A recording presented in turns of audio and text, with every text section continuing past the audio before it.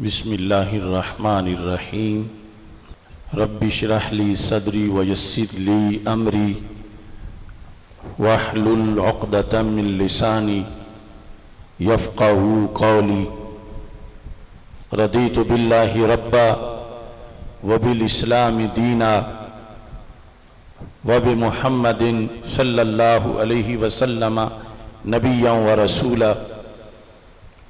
اللہ اکبر اللہ اکبر اللہ اکبر لبیک لبیک لبیک یا رسول اللہ صلی اللہ علیہ وسلم الحمدللہ رب العالمین والصلاة والسلام علی خاتم النبیین سید الاولین والآخرین وعلى آلہ وأصحابہ اجمعین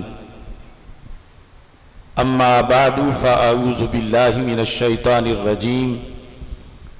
بسم اللہ الرحمن الرحیم انما یرید اللہ لیذہب عنکم الرجس اہل البیت ویطہرکم تطہیرا صدق اللہ العظیم وصدق رسولہ النبی الکریم الامین ان اللہ وملائکتہ یصلون علی النبی یا ایہا الذین آمنوا صلوا علیہ وسلموا تسلیما الصلاة والسلام علیکہ یا سیدی یا رسول اللہ وعلی آلکہ واصحابکہ یا حبیب اللہ الصلاة والسلام علیکہ یا سیدی یا خاتم النبیین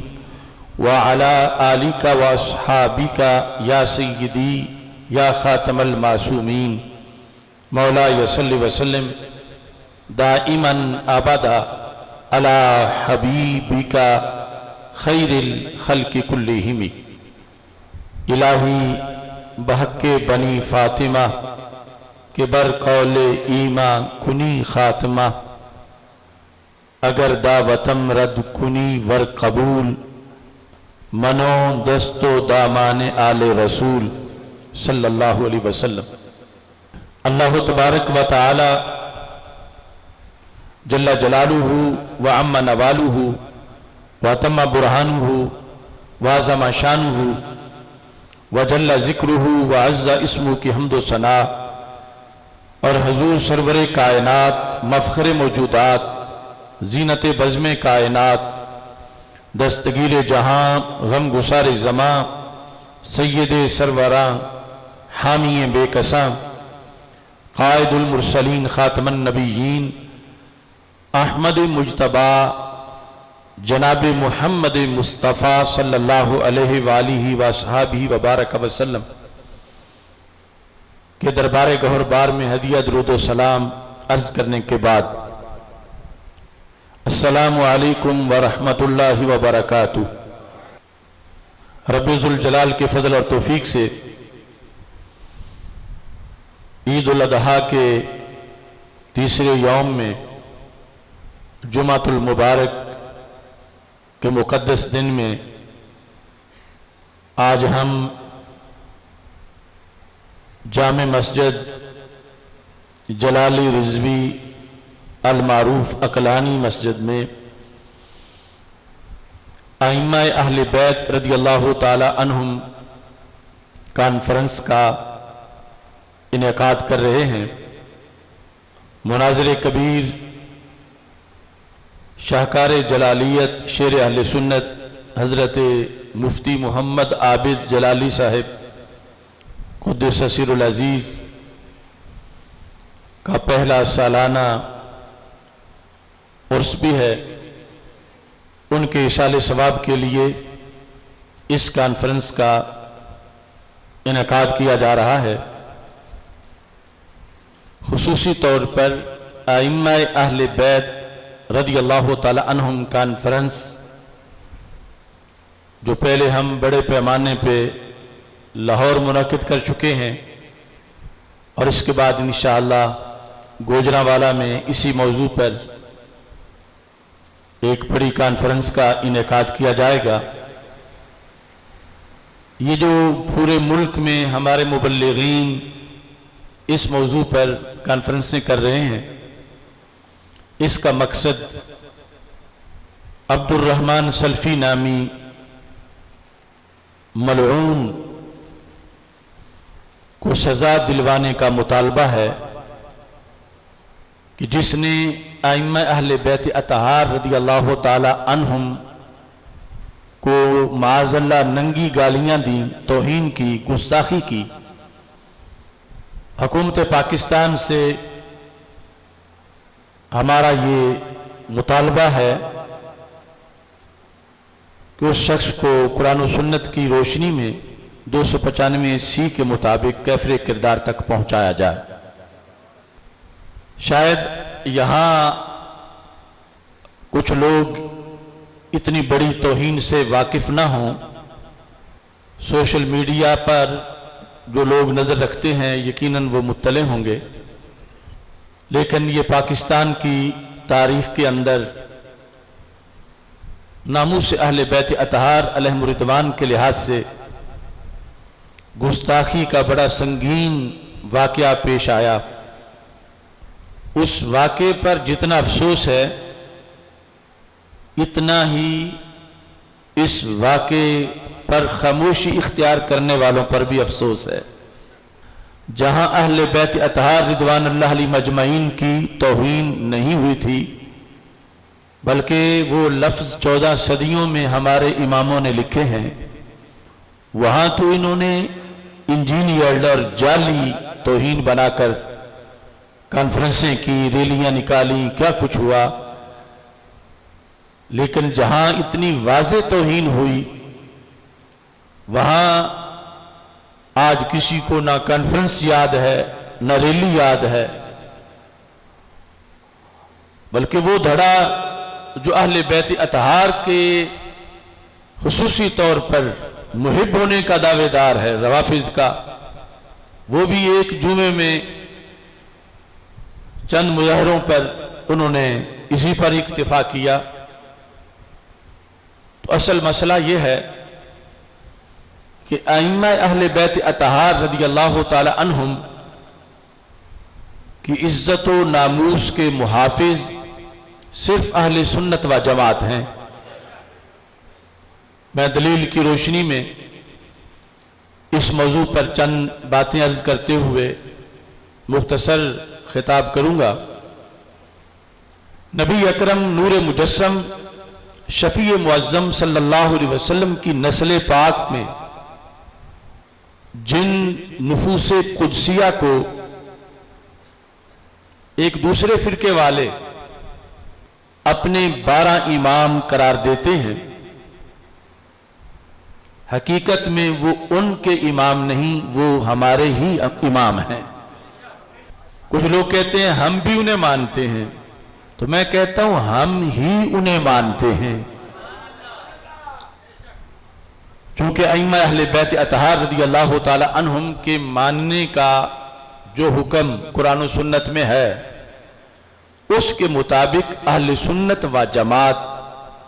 ہی ائمہ اہل بیت رضی اللہ تعالی عنہم کو تسلیم کرتے ہیں۔ عقیدہ معصومیت ایک ایسا عقیدہ ہے کہ جہاں تھوڑی سی کوتاہی پر انسان جہنم میں جا گرتا ہے۔ آپ سارے حضرات اب عقیدہ ختم نبوت سے تو اچھی طرح واقف ہیں کہ ہمارے آقا صلی اللہ علیہ وسلم آخری نبی ہیں، تو جس طرح ہمارے آقا صلی اللہ علیہ وسلم آخری نبی ہیں ایسے ہی آپ آخری معصوم ہیں۔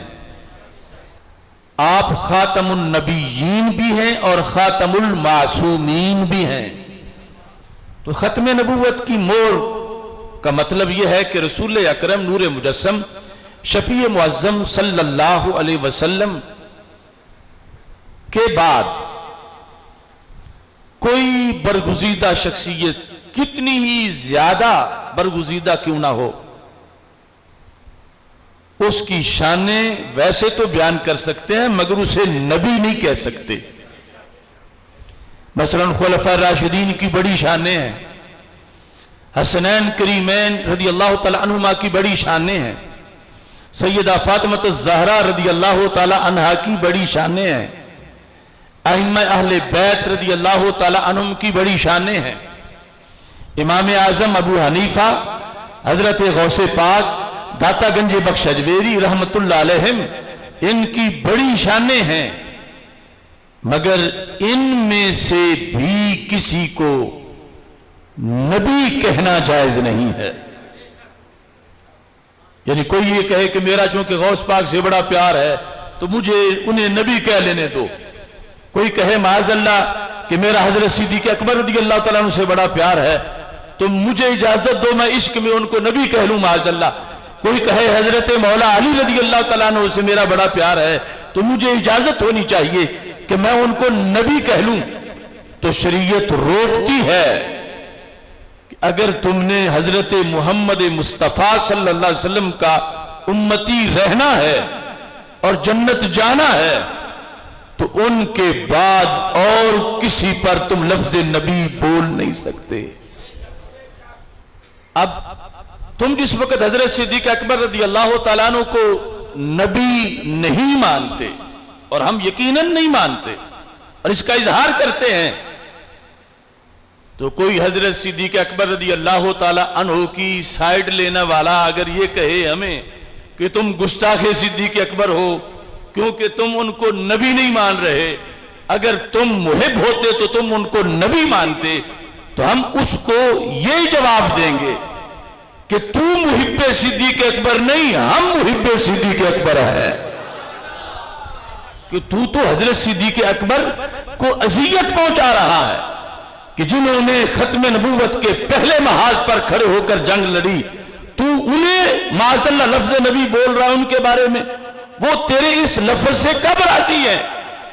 محشر کے دن انہیں سب سے زیادہ غصہ تجھ پر ہوگا، جتنا مسیلمہ کذاب پر تھا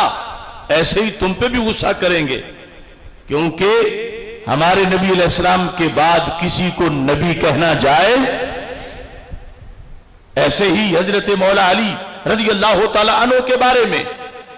ہم کہتے ہیں وہ نبی نہیں ہیں، یہ ایمان ہے۔ کوئی کہے کہ تم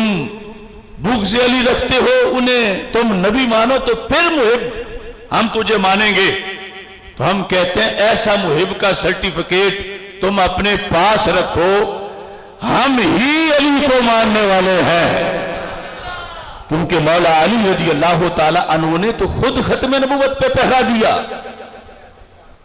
تو اسی پس منظر میں اگلا لفظ بھی یاد کرو، حضرت محمد مصطفیٰ صلی اللہ علیہ وسلم آخری معصوم ہیں، چونکہ آپ آخری نبی ہیں،